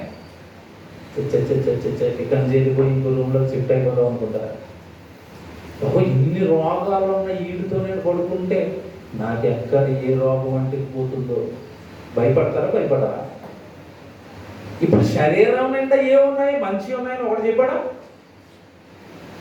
ఇన్ని భయంకరమైన పాపాలతో నిండుకుపోయిన ఈ శరీరానికి మనిషి తెల్లవారు లేస్తే ధూపం, పూజ, ఇదేంటి? నిన్ను పాడు చేస్తారని, నిన్ను నాశనం చేస్తారని భయంకరమైన పాపాలని దాని నిండానే ఉన్నాయనేసరికి దీన్ని ఎలా కంట్రోల్లో పెట్టాలి, దీన్ని ఎలా లొంగ తీసుకోవాలి, దీనికి పట్టి నీరు జాడ్యాలి, దీనికి పట్టి నీరు రోగాలు ఎలా వెళ్ళగొట్టాలి, దీన్ని ఎలా బాగు చేసుకుని మళ్ళీ దేవుడి పనులకు తెచ్చుకోవాలి. ఒక్కరు ఆలోచిస్తున్నాడు ఈరోజు దేవుడిని నమ్మిన వాడు. మీరు చెప్పండి. మేము అందుకే అంటాం పదే ఎవరికి బైబిల్ రాదని ఎందుకంటాం తెలుసా? ఇందుకే. ఎవరికి బైబిల్ తెలియదు ఎందుకంటాం తెలుసా? ఇందుకే. వస్తున్నారు. శరీరానికి దేవుడు ఇన్ని రోగాలు ఉన్నాయని చెప్పిన తర్వాత ఈ రోగాలను బాగు చేసుకోవడానికి ఏ వ్యక్తి ట్రై చేస్తాడు? వాక్యాన్ని బట్టి ఏ వ్యక్తి రిపేర్ చేసుకోవడానికి ట్రై చేస్తాడు? ఈ శరీరాన్ని రిపేర్ చేయాలా. వాక్యంతో రిపేర్ చేసి దీనికి ఉన్న రోగాలన్నీ వెళ్ళగొట్టి చక్కగా దీన్ని పవిత్రపరిచి మరలా దేవుడి పనిలో పెట్టేలా. దీన్ని మా నోట నుండి తప్పుడు మాటలు రాకూడదు, మా దేహంలో తప్పుడు ఆలోచనలు ఉండకూడదు. దేహం పవిత్రంగా మార్చి దేవుడికి ఇచ్చేయాలి. ఎవరంటే ఆలోచిస్తారు? కొలసి పత్రిక రండి, అక్కడ ఒక మంచి మాట మీకు దొరుకుతుంది. ఇప్పుడు ఇందాక చదువుకున్న మాట దగ్గరికి రండి. 3వ అధ్యాయము, కొలసి పత్రిక 3వ అధ్యాయము 7వ వచనం చూడండి. పూర్వము వారి మధ్య జీవించినప్పుడు మీరును వీటిని అనుసరించి నడుచుకొనుచుండిరి. ఎప్పుడు? ప్రభు దగ్గరికి రానప్పుడు మన బ్రతుకు నిండా ఇవే కార్యాలు. ఇవి ఒకప్పుడు మీరు అనుసరిస్తూ నడుచుకుంటేది. 8వ వచనం. ఇప్పుడైతే మీరు కోపము, ఆగ్రహము, దుష్టత్వము, దూషణ, మీ నోట బూతులు అని వీటన్నిటిని విసర్జించుడి. వదిలేయండి, చంపేయండి. చూసారు ఏం చెప్తున్నాడు? మీరు ఇవన్నీ కూడా మీ భయంకరమైన పాపాలు ఇవన్నీ విడిచిపెట్టేయండి. తర్వాత చూడండి, ఒకరితో ఒకడు అబద్ధమాడకుడి. మనుషులు ఒకరు ఏం చేస్తారు? అబద్ధాలు. అబద్ధాలు నోరు తెరిస్తే మనిషి నోటి నుండి వచ్చేది ఏంటి చెప్పండి? అబద్ధం, అబద్ధం, అబద్ధం. బైబిల్ చాలా చోట్ల చెప్తారండి, మీరు అబద్ధం ఆడొద్దు. ఒకరితో ఒకరు, ముఖ్యంగా సహోదరులుగా ఒకరితో ఒకరు మీరు నిజాలు చెప్పుకోండి, అబద్ధాలు ఆడకండి.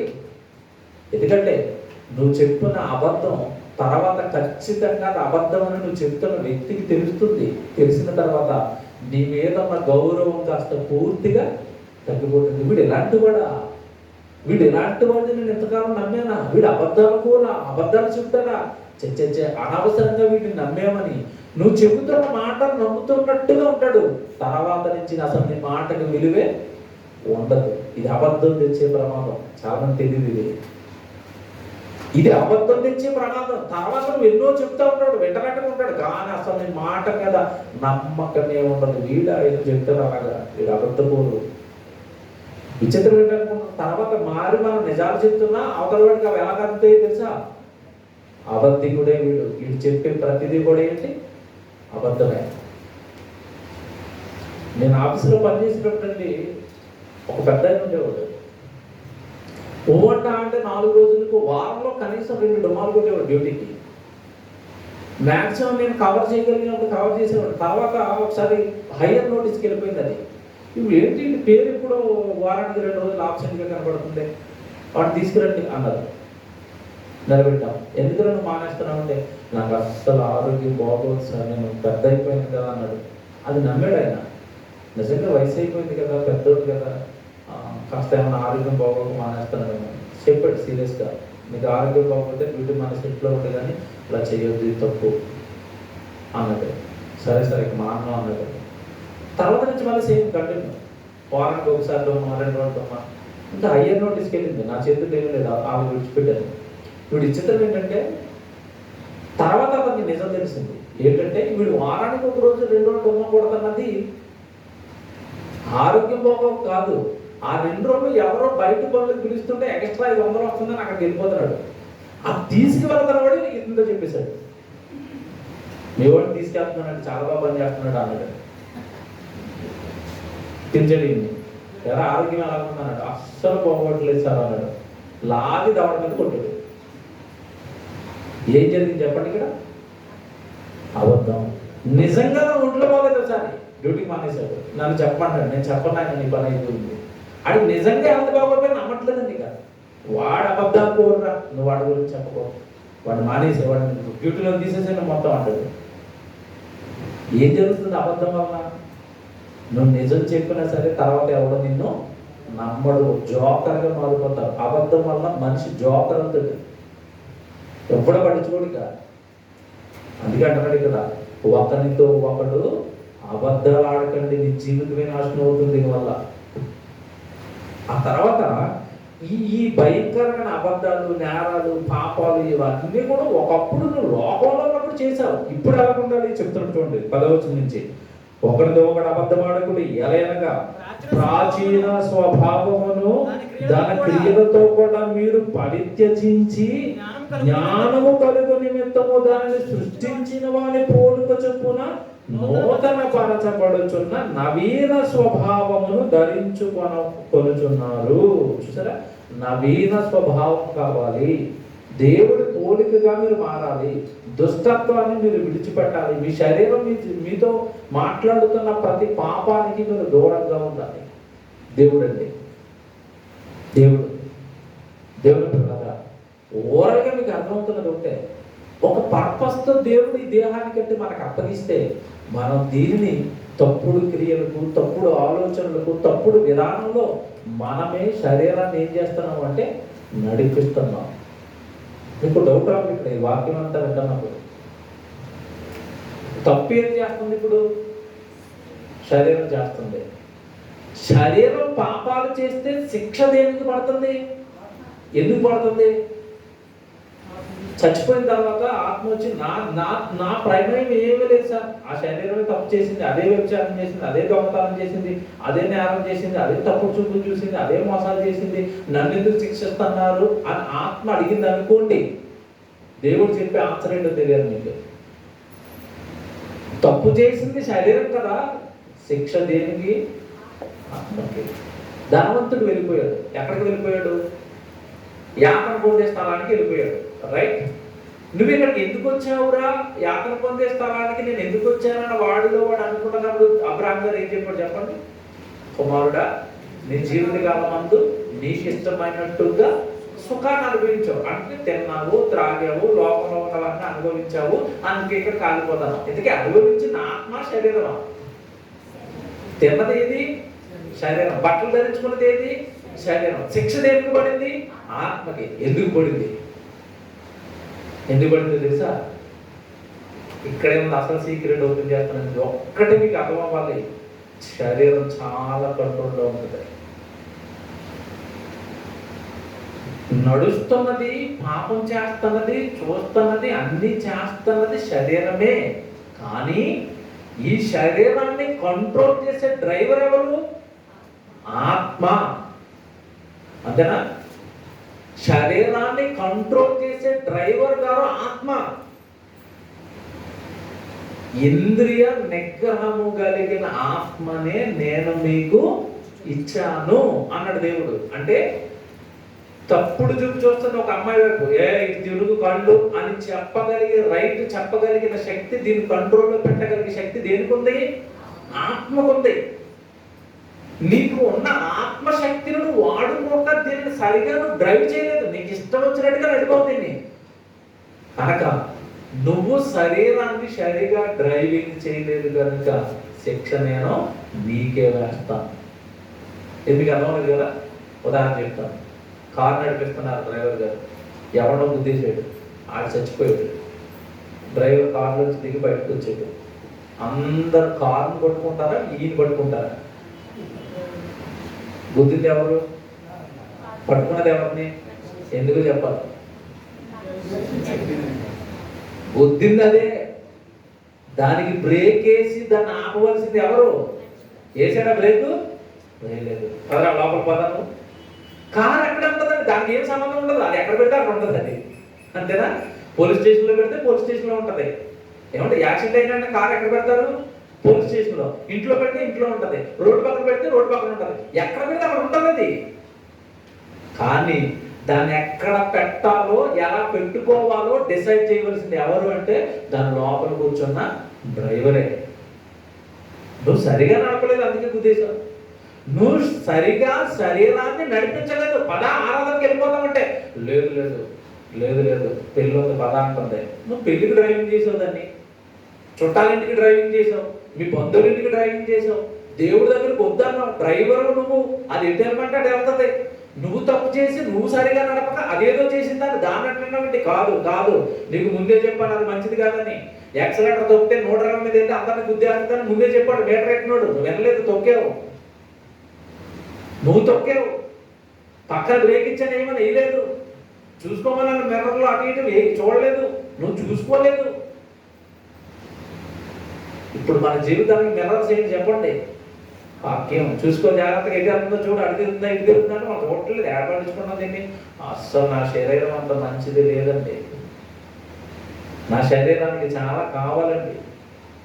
అసలు విచిత్రమంటే ఒకప్పుడు, ఇప్పుడు వాడుతున్న క్రీమ్స్ అంటే ఒకప్పుడు ఉన్నాయా?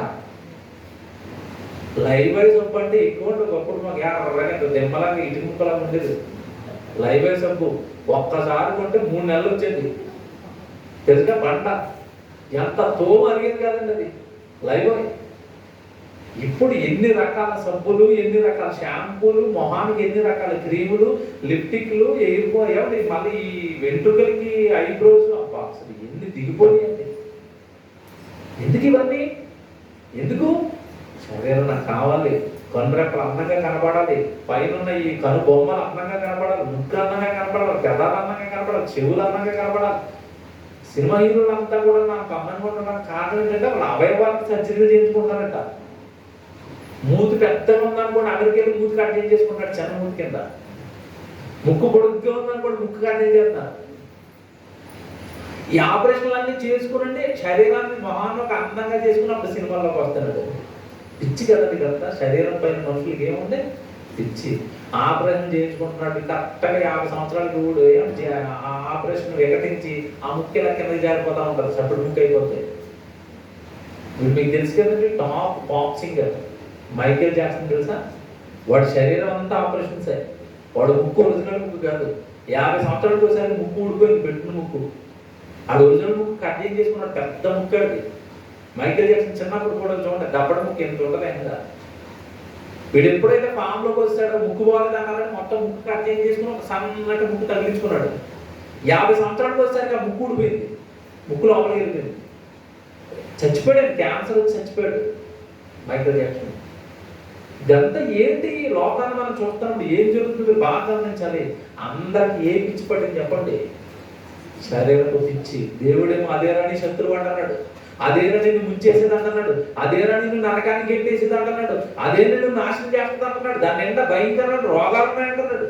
ఎవరండి ఇంటిని పట్టించుకుంటారు భూమి మీద? దేవుని పిల్లరా, ఎవరో కాదని శత్రువు. మన శరీరమే మనకి మొదటి శత్రువు. మిమ్మల్ని పోరాడు చేసేది అదే, మిమ్మల్ని నాశనం చేసేది అదే. విచిత్రం ఏంటనుకున్నారు? మీకు పరలోకాన్ని తెచ్చిపెట్టే సాధనం కూడా అదే. మరలా బాగా వినాలి, పరలోకాన్ని తెచ్చిపెట్టే సాధనం కూడా అదే. మళ్ళీ ఎలాగండి? పాపానికి ఇస్తే నరకాన్ని తెచ్చిపెడుతుంది, దేవుడికి ఇస్తే పరలోకాన్ని తెచ్చిపెడుతుంది. కిచెన్లో చాకు ఉంది, చక్కగా నరుక్కుంటే కూరగాయలు తరుపుకోవడానికి ఉపయోగపడుతుంది, పనికి వస్తుంది. బాగా నరుకుతుంటే కూరగాయలు కట్ అవుతున్నాయి కదా, అవతల పేరు కట్ చేస్తే జైలు కూడా తెచ్చి పెడుతుంది అదే చాకు. అదే చాకు వంట చేసి పెట్టింది, అదే చాకు నిన్ను పట్టుకెళ్ళి జైల్లో వేసింది. వాడుకోవటంలో ఉంటుంది. ఎలా వాడుతున్నారు శరీరాన్ని, ఎలా వాడుతున్నారు శరీర బలాన్ని, ఎలా వాడుతున్నారు ఈ శరీరాన్ని. ఉద్యోగం చేస్తానంతకాలం చాలా బాధపడిపోయేవాడిని. ఇంత టైము నేను ఉద్యోగం ఇచ్చేస్తాను పొద్దున్న సాయంత్రం వరకు. దేవుడికి ఏదో సాయంత్రం 1 గంట 4 గంటలు 5 గంటలు ఇస్తున్నాను, పూర్తిగా ఇవ్వలేకపోతున్నాను. దేవా విడుదల, దేవా విడుదల. అదే ఉంది అక్కడ విడుదల. బాబో ఇక్కడి నుంచి వెళ్ళిపోవాలి, ఎక్కడి నుంచి వెళ్ళిపోవాలి, ఎప్పుడు దేవుడు విడిపిస్తాడో. అలాగే మనకు సొంత నిర్ణయాలు తీసుకుని వచ్చామో మళ్ళీ పని చేయడం. దేవుడు విడిపించాలి, దేవుడు అక్కడి నుంచి తీసుకొచ్చేయాలి. సరే టైం వచ్చింది, తీసుకొస్తుంది. వద్దురైతే జాబ్కి వెళ్ళిపోన్నది. కాలం అంతా దేవుడికి ఇస్తుంటే, జీవితం అంతా దేవుడికి ఇస్తుంటే, జీవితంలో దేవుడు తప్ప మరొకటి లేనప్పుడు అండి అసలు ఆ ఆనందం వేరండి, ఆ సంతోషం వేరండి. కొన్ని కోట్ల రూపాయలు దొరకదండి. తెల్లవారు లేస్తే మాకు ఆలోచన ఏముంటుంది తెలుసండి? ఎక్కడ ప్రార్థన ఉంది, ఎక్కడ ఏ వాక్యం. తెల్లవారుసరికి ఫోన్ నిండానండి, ఏవో వాక్యాలు వస్తూ ఉంటాయి, అందరికీ పెట్టడం. తెల్లవారు లేస్తే పనితో ప్రారంభమవుతుంది నా దినం. దేవుడు పనితో ప్రారంభమవుతుంది. లేచి ప్రార్థన చేశాను అంటే వాట్సాప్లో అందరికీ దేవుడు మాటలు పంపిస్తూ ఉంటారు. పనితో ప్రారంభం, పనితోనే జీవితం, పనితోనే ఆనందం. ఎప్పుడు దేవుడు ఆలోచనలో. అసలు ఈ జీవితం అండి నాకు దొరుకుతున్నంత ఆనందం ఎవరికి దొరుకుతుంది? ఇలా ఫుల్ ఫ్లెడ్జ్డ్గా దేవుడిలో ఉంటానండి. అసలు ఆనందం మీరండి, ఆ సంతోషం మీరండి. దేవుని పిల్లరా, కానీ శరీరాన్ని ఖచ్చితంగా నా తండ్రికి చేయాలా, శరీరాన్ని నా తండ్రి పనికి చేయాలా. పౌలు గారు అన్నమాట, నా శరీరం అందు క్రీస్తుకి ఏమో రావాలి? ఘనత, ఘనత, ఘనత. ఎల్లప్పుడూ నా నోరు దేవుడి గురించి మాట్లాడుతూ ఉండాలి, నా కాళ్ళు దేవుడి గురించి నడుస్తూ ఉండాలి, నా చూపు ఎప్పుడు దేవుడు వాక్యం పైన ఉండాలి, నా చెవులు ఎప్పుడు దేవుడు మాటలు వింటూ ఉండాలి, దేవుడు పని వింటూ ఉండాలి. నేను ఎప్పుడు నా సహోదరులతో కలుస్తూ ఉండాలి, సంఘంతో ఉండాలి, సేవలో ఉండాలి, పనిలో ఉండాలి. ఇది నేను క్రీస్తుకు తెచ్చే ఘనత అంటున్నాడు పౌలు గారు. చెవుగా మాట చెప్తానండి, జాగ్రత్తగా ఉంది. ప్రారంభంగా వచ్చిన ఒకసారి జ్ఞాపకం చేసుకున్నాడు గలతీ పత్రిక. ఆ జ్ఞాపకం చేసి దాన్ని కాస్త వివరించండి వారు ముగిస్తాను. 5వ అధ్యాయం చూశారు. శరీరం ఆత్మకును ఆత్మ 5:16. గలతీ 5:16. ఒకసారి జాగ్రత్త చూడండి. నేను చెప్పున్నది ఏమనగా ఆత్మానుసారంగా నడుచుకునండి. అప్పుడు మీరు శరీరాచరణ నెరవేర్చరు. శరీరం ఆత్మకును, ఆత్మ శరీరమునకును విరోధముగా ఆపేక్షించును. ఇవి ఒకదానికొకటి వ్యతిరేకం. చూసారా? ఇవి ఒకదానికొకటి వ్యతిరేకం. ఇవి ఒకదానికొకటి వ్యతిరేకం. అంటే ఒక రకంగా చెప్పాలంటే రెండింటి మధ్య ఏం జరుగుతుంది చెప్పండి? ఇప్పుడు యుద్ధం. ఓకే, రెండింటి మధ్య యుద్ధం జరుగుతున్నప్పుడు, యుద్ధంలో ఇద్దరి మధ్య యుద్ధం జరుగుతున్నప్పుడు ఎవరు గెలుస్తారు? జనరల్గా మీకు జనరల్గా మీకు తెలిసింది చెప్పండి. ఇద్దరి మధ్య యుద్ధం జరుగుతున్నప్పుడు ఎవరు గెలుస్తారు? ఎవడిలో బలం ఉంటే వాడు గెలుస్తాడు. ఉక్రెయిన్ రష్యా యుద్ధం జరిగింది, ఎవడు గెలుస్తాడు? రష్యా గెలుస్తుంది. ఎందుకంటే ఉక్రెయిన్ అనేసరికి మన రాష్ట్రం అంత చిన్న దేశం, రష్యా అనేసరికి పెద్దది కదా. ఒక చిన్న దేశానికి ఒక పెద్ద దేశానికి యుద్ధం జరిగినప్పుడు ఆటోమేటిక్గా మనకు అర్థమైపోతుంది ఎవడు బలవంతుడో వాడు గెలుస్తాడు. ఇద్దరు కొట్టుకుంటున్నారు, ఒకడు లావుకున్నాడు, ఒకడు బక్కకున్నాడు, ఎవడు గెలుస్తాడు? ఆల్వేస్ లావుగా ఉన్నాడు గెలుస్తాడు. అంటే ఎవరిలో బలం ఉందో వాడు గెలుస్తాడు. జాగ్రత్తగా వినాలి. ఇప్పుడు ఈ ఆత్మ శరీరానికి, శరీరం ఆత్మకు ఒకదానికి ఒకటి ఫైటింగ్ అంటే ఈ రెండింటిలో కూడా ఎవడు గెలుస్తాడు? ఎవడు బలంగా ఉంటే వాడు గెలుస్తాడు, అంతేనా? ఏది బలంగా ఉంటే అది గెలుస్తుంది. ఇప్పుడు మీరు చెప్పాలి, శరీరాన్ని బలపరచడానికి ప్రతిరోజు ఆలోచిస్తున్న మనిషి ఆత్మను బలపరచడానికి ఏమైనా ఆలోచిస్తున్నాడా? కరోనా వచ్చేసింది, అందరూ ఇమ్యూనిటీని పెంచుకోండి, మీరు బలంగా ఉండాలి, లేకపోతే కరోనా మిమ్మల్ని చంపేస్తుంది అనేసరికి ఎప్పుడు తినని వాళ్ళు అందరూ ఏమైనా కోడిగుడ్లు, ఎప్పుడు తినని వాళ్ళు అందరూ జీడిపప్పు, బాదం పప్పు, అబ్బాబ్బా ఏం తినేసారండి. అప్పుడు విచిత్రం ఏంటంటే పళ్ళు దుకాణానికి అప్పట్లో ఎక్కడో కిలోమీటర్ తర్వాత వెళ్తే ఒక్క ఫ్రూట్ షాప్ కనపడేది. కరోనా టైంలో ఎవరికాడ దప్ప తెచ్చేయడం, ఇంటి ముందు పెట్టేయడం ఫ్రూట్స్. ఎందుకు? ఫ్రూట్స్ గట్టిగా తినేస్తున్నారు, కోడిగుడ్లు తినేస్తున్నారు, బాదం పప్పు తినేస్తున్నారు, జీడిపప్పులు తినేస్తున్నారు.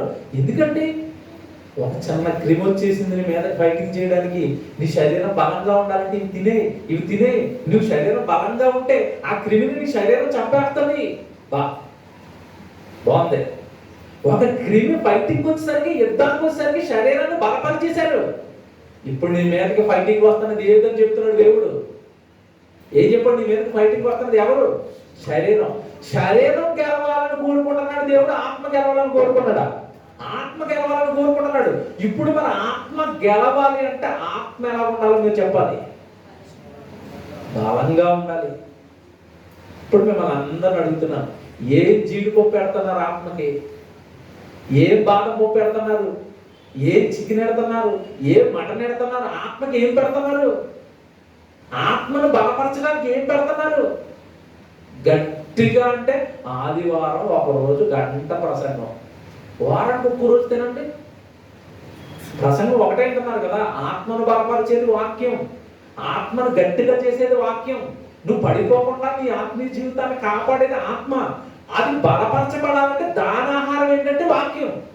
వాక్యమేమో వారానికి ఒకరోజు, ఆత్మకు ఆహారం వారానికి ఒకరోజు, శరీరానికి ఆహారం రోజుకు 3 పూటలు, కొంతమంది 4 పూటలు. ఇదేంటిది? ఏది గెలుస్తుంది? ఇప్పుడు దేన్ని మేపుతున్నారు బాగా? శరీరాన్ని బాగా మేపి ఆత్మను మాత్రం ఏదో అలాగ ఏమంటే అప్పుడప్పుడు గేదెలు మేపుతున్న వాళ్ళు, గుర్రాలు మేపుతున్న వాళ్ళు చూడండి, తిండ్లు ఎవడేమో అలా అలా కాస్త గడ్డి వేస్తా ఉంటాయి, పక్క చిక్కిపోయి ఎముకలు కనపడి ఉంటాయి. ఇంకొకడేమో పచ్చగడ్డి, దాన గీన అన్నీ వేస్తూ ఉంటాడు. గేదెలు, ఆడి గేదెలు అలా ఉంటాయి, మంచి నున్నగా శరీరం ఉండి బలి పెడుతున్నాడండి, తిండి బలిగా ఉన్నాయండి గేదెలు. ఈడు గడ్డే వేడండి, ఎండిపోయి పక్క చిక్కిపోయి ఈవిడి గేదెలు. మన ఆత్మ ఎలా ఉంది? ఆత్మకి ఏం పెడుతున్నారు?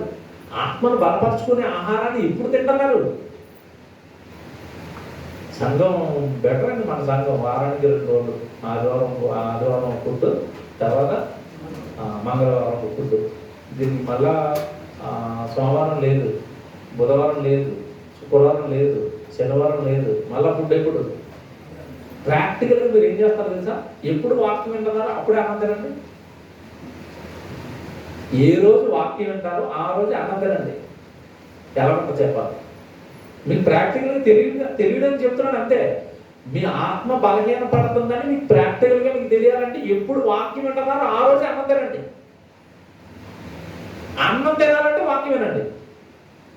ఇప్పుడు 3 పూటలు తినాలనుకోండి, రోజుకి ఎన్ని తినాలి? ఇప్పుడు ప్రసంగాలు 3 ప్రసంగాలు తినండి, 3 పూటలు తినండి. 2 ప్రసంగాలు ఏమన్నారంటే 2 పూటలు తినండి. 1 ఏమన్నారంటే 1 పూట తినండి. అప్పుడు చూసుకోండి, మీకు ప్రాక్టికల్ తెలుస్తుంది. బలహీన పడిపోతున్నాం అంటే బాబు శుభ్రంగా తినాలండి. ఏం తినాలి? ఇది తినాలంటే ముందు అది తిను. అలా చట్టం పెట్టుకోండి మీ జీవితానికి.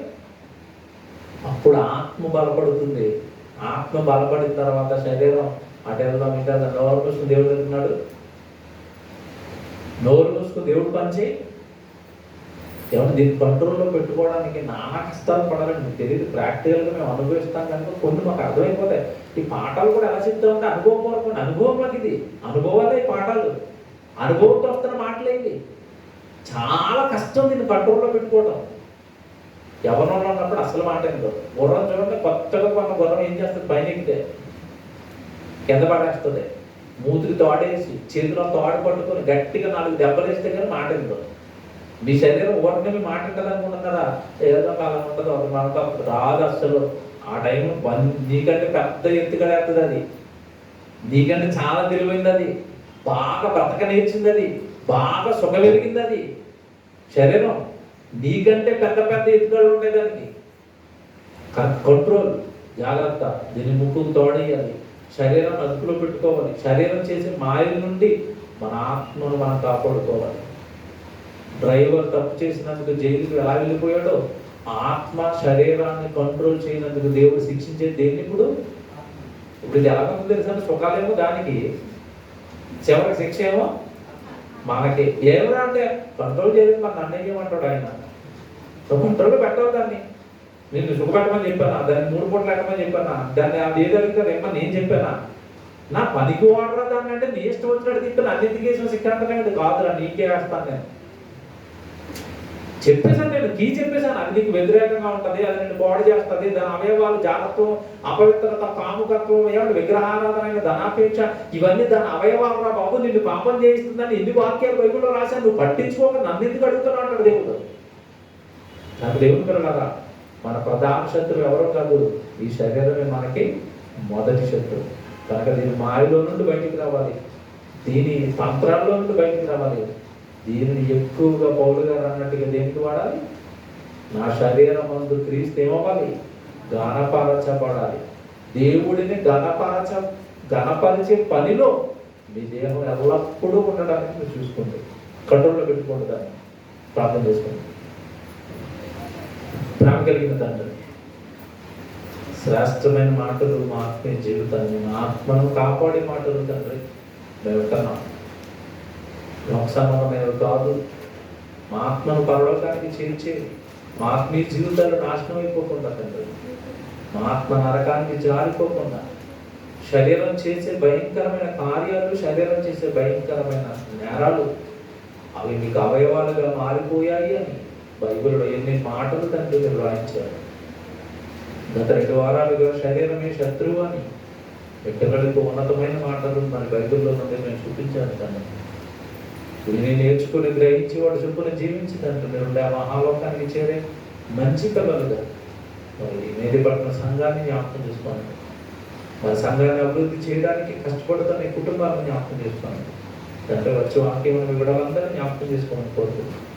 మా ప్రభువును మా రక్షకుడైన చూపించుకోవాలి పేరట ఈ ప్రార్థన ఉన్న పదవాడి వేడుకొంచున్నాము తండ్రి. అందరికీ థ్యాంక్ యూ.